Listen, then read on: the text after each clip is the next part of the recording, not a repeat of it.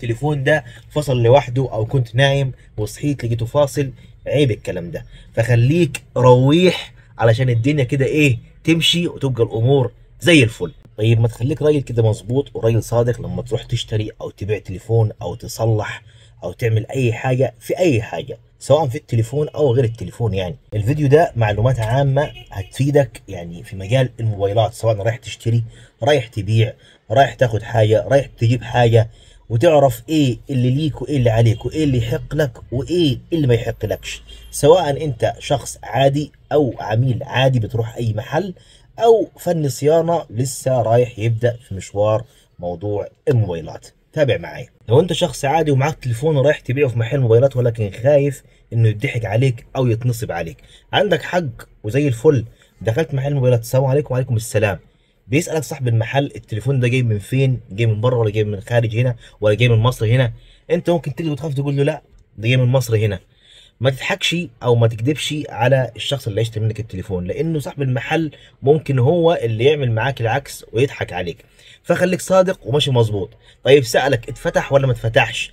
لو انت موبايلك كان مفتوح ومصلح قبل كده عادي يقول له تصلح واتفتح. اشتري التليفون على الوضع اللي هو فيه. طب كرتونته معاك، كرتونته معاك يبقى معاك، مش معاك يبقى مش معاك. ادالك سعر صاحب المحل، والله نفترض التليفون ده ب 1000 جنيه، وانت عارف ان التليفون ده يجيب اكتر. من حقك تاخد بعضك وتمشي وتروح اي مكان تاني، تسأل مرة واثنين وثلاثة وعشرة وتفحص تليفونك. السعر اللي هيزيد جنيه واحد عن اي حد لك سعر تاني انت اولى بيه، وبيع لاي حد ادالك اعلى سعر مطلوب. ولكن ما ينفعش تيجي وتقول لا انا التليفون بفصل لي ب 5000 وهو دلوقتي فيه 2500 جنيه. ما انت مش هتضحك على صاحب المحل. صاحب المحل هيفرز التليفون ويفحصه، وممكن يكون صاحب المحل نصاب وممكن يكون مش مظبوط وممكن يضحك عليك. فانت ليك الحق انك تلف وتدور هنا وهنا وهنا وهنا وتبيع باعلى سعر، بس تكون صادق. وبرضه صاحب المحل المفروض يكون صادق وامين وما يبخسش حاجه الناس، يفصل الحي بما يرضي الله. دي مثلا بجد كده الزبون تمام راح سال بره ولقي سعرك مناسب هيرجع لك تاني، لا لقي سعر اعلى بره هو ليه الحق انه يستفيد باي سعر زياده. الحاجه رقم 2 من التفاصيل بتاعت الموبايلات دي، لو انت رايح تشتري موبايل من صاحب المحل ما تعملش نفسك ناصح. ما تعملش نفسك ناصح زياده عن اللزوم، وخليك كده راجل سلس وبسيط ومرن علشان الامور تمشي. على سبيل المثال انا رايح نشتري مثلا تليفون زي التليفون ده، لقيته مكتوب عليه في الباترينا كام؟ 5000 جنيه. انت بقى هنا في اللحظه دي ليك الحق انك انت تلف وتروح هنا وتروح هنا وتروح هنا زي ما انت رايح تبيع تليفونك بالظبط، وتسال على السعر. شفت نفس الامكانيات، نفس المواصفات، نفس الضمان، نفس التليفون هو اصلي اوريجينال، الضمان بتاعك محلي موجود ولكن بسعر اقل، لا يبقى انا اشتري بالسعر الاقل، انا اولى بالفرق اللي ليا. ولكن لفيت هنا ولفيت هنا ولفيت هنا ولقيت نفس السعر، انا ليا برضو الحريه نختار المحل ده مثلا مرتاح له هشتري من هنا، مرتاح للشخص ده، مرتاح للبياع ده اشتري منه. ولكن ما ينفعش انك انت تلاقي مثلا السعر بره يكون ب 5000 جنيه وتنط عند واحد تاني تلاقي السعر عنده 4500 وتقول جبت باربع نكاتي. دي مش نصاحه، دي مش نصاحه. صاحب المحل هنا بيبقى عارف ان هو عامل عروض على التليفون ده او منزل من سعره، وعارف مثلا ان هو السعر اللي عنده ارخص من اي حد في الشارع او في المنطقه اللي هو فيها، فبيبقى فاهمك وعارفك. فما تتنصحش. من حقك برضو انك تفاصل لك في 50 جنيه في 100 جنيه في اي هزاء في الجديده او في الجهاز الجديد، ولكن مش من حقك تقول له ده بكام وبعد كده بكام ونزلت 300 و400، وبعد ما ينزل لك 100 او 50 جنيه تقول له هات لي جراب وهات لي سكرينه وهات لي كمان سماعه، كله على البيع. مفيش الكلام ده. حضرتك انت مش في سويقه هنا، ده سعر تليفون مسعر ليه سعر من الشركه بتاعته. زي ما قلت لك من حقك انك انت تروح اي مكان تسال وتشوف السعر الارخص انت اولى بيه. تاني حاجه، من حقك تطمن ان التليفون بتاعك ده اصلي ولا مش اصلي. يعني من حقك انك التليفون ده تسال صاحب المحل الموبايل ده اصلي ولا مش اصلي، ضمانه فين، ضمانه ايه، لو حصل فيه مشكله نعمل ايه، نتصرف ازاي، طيب لو في عطل حصل تاني يوم ولا ثالث يوم نجي لك ولا نروح التوكيل. كل ده من حقك، كل ده يحق لك، كل ده يحق لك. لكن مش من حقك ان التليفون ده تاخده تروح منزله في الميه او تعدي عليه عربيه وترجع صاحب المحل تقول له خد انا واخد منك تليفون مش كويس رجعه له هات لي مكانه. ده مش من حقك. من حقك تيجي وتسالني في مشكله ممكن نحلها لك نوديه التوكيل، لكن مش من حقك تبوظ التليفون وتكسره وترجع تقول التليفون ده فصل لوحده او كنت نايم وصحيت لقيته فاصل. عيب الكلام ده. فخليك رويح علشان الدنيا كده ايه تمشي وتبقى الامور زي الفل. طب انا شخص عادي ازاي اعرف التليفون اللي راح اشتريه ده اصلي ولا مش اصلي؟ الموضوع ده هيكون في المحل اللي راح تشتري منه اولا ثقه ومعروف ومضمون، دي نقطه.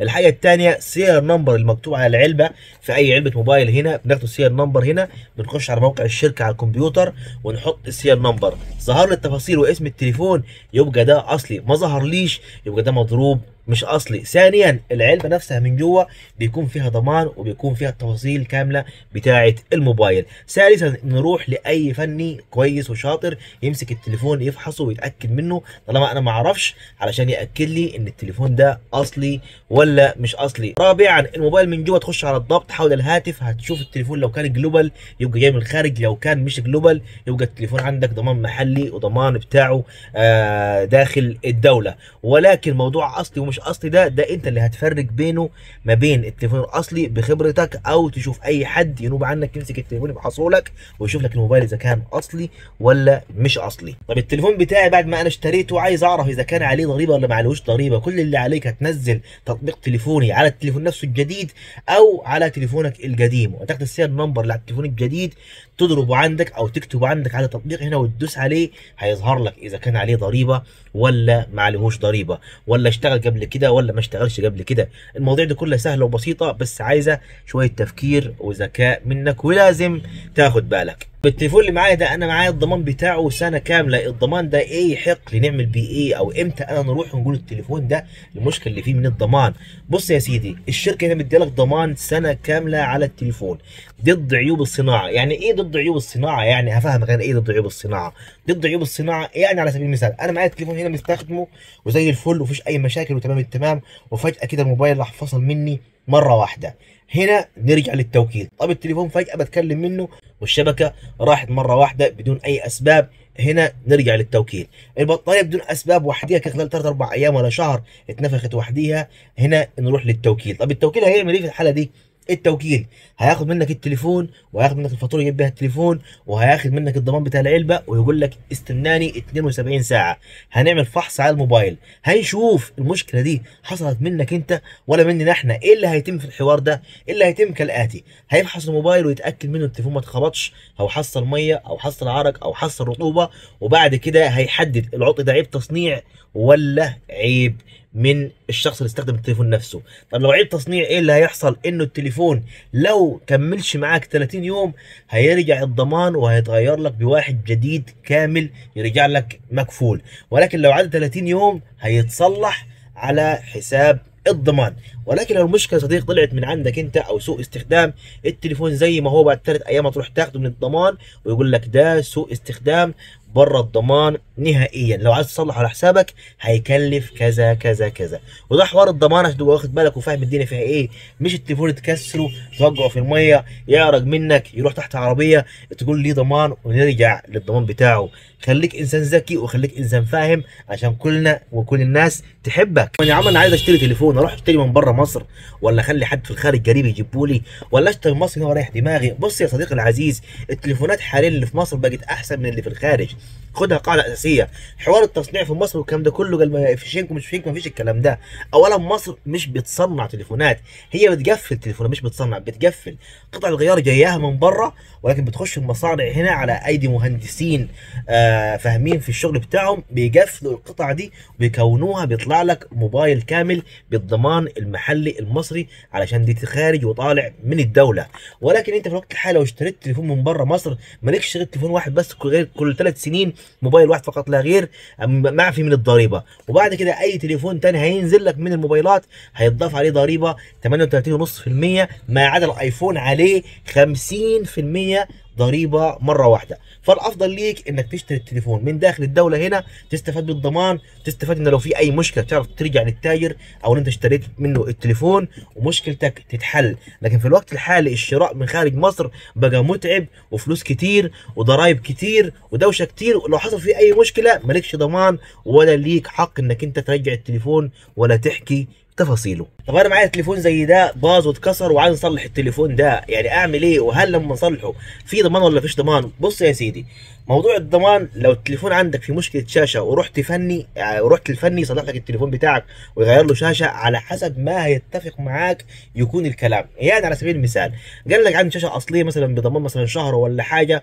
بس ضد مثلا عيوب الصناعه او ضد الكسر او الكلام اللي هو هيحكيه، خد بيه فاتوره او سجله علشان لو حصل اي مشكله في الشاشه على الكلام اللي هو قاله تعرف ترجع له. ولكن يا صديقي العزيز، اولا معظم الشاشات اللي في السوق خارج التوكيل ما لهاش ضمان. يعني انت اول ما تخلص الشاشه بتاعتك وتجربها تتصل عليها وتشتغل عليها، حصل فيها اي مشكله الصنايعي ملهوش اي علاقه، لان ما لهاش ضمان. وزي ما قلت لك على حسب تتفق معاه.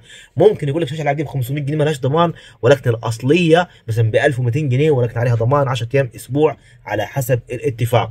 طيب انا لو رحت للتوكيل والتوكيل ركب لي شاشه، افضل في المحلات اللي في التوكيل؟ لا، في التوكيل افضل، لانه بيركب لك الاصليه يدي لك عليها ضمان ضد عيوب الصناعه. طيب ايه الضمان اللي يديه على الشاشه؟ انه الشاشه وحديها خلال فتره الضمان الشهر او 20 يوم ضلمت، حصل فيها مشكله، حصل فيها عطل، ترجع له برضه هيفحص لك 72 ساعه وهيشوف العيب منك ولا منهم. لو منهم هيصلحها لك، ولو منك هترجع لك تاني، وبنسبه 90% يا غي هتكون منك انت. طب انا اعمل ايه عشان احافظ على التليفون بتاعي اطول فتره ممكنه، علشان ما نشتريش واحد جديد تاني ويعيش معايا الموبايل فتره طويله، وفي نفس الوقت نبقى انا مستفيد وما نتضرش ونكلف على التليفون؟ يا صديقي العزيز، كل اللي عليك انك انت لما تشتري التليفون بتاعك جديد، اول حاجه تعملها سكرينه محترمه، جراب محترم، وتحافظ عليه. تاني حاجة ان التليفون بتاعك يكون معاك مثلا في ايدك، ما يتخبطش، ما ينزلش في المية، ولو ضد المية ما تنزلش في البحر، لو ضد المية ما تغسلوش على الحوض، ولو ضد الصدمات ما ترزعوش على الارض. انت كده تحافظ على تليفونك. لكن انك انت تشتري تليفون ضد صدمات وضد المية، تغسله لي في الحوض، تغسل عليه ايديك وتخبط ترزع فيه وتقول انه التليفون ده للاسف ان هو ضد ميه وصدمات ولكن باظ، دي مشكلتك انت. التليفون مهما كان ضد ميه وصدمات، لكن الخبطه اللي فيه هنا ممكن ما تاثرش عليه، بس هتاثر على المكونات الداخليه بتاعت التليفون. عشان تحافظ عليه استعمالك للتليفون كاستعمالك لنفسك، اللي هو ازاي؟ يعني اني انا زي ما بهتم بنفسي، بلبس لبس كويس، بحافظ على نفسي، باخد بالي وانا ماشي عشان ما نوجعش، باخد بالي عشان ما اشوفش في عربيه، نفس الكلام. هتحافظ على التليفون بنفس الطريقه، انك تحافظ عليه من صدمات، من خبطات، من ميه. التليفون هيعيش معاك اطول فتره ممكن. عامل انا راجل اصلا مسرف وكل شهرين ثلاثه بحب اغير التليفون، انت مسرف ده هترجع لك انت.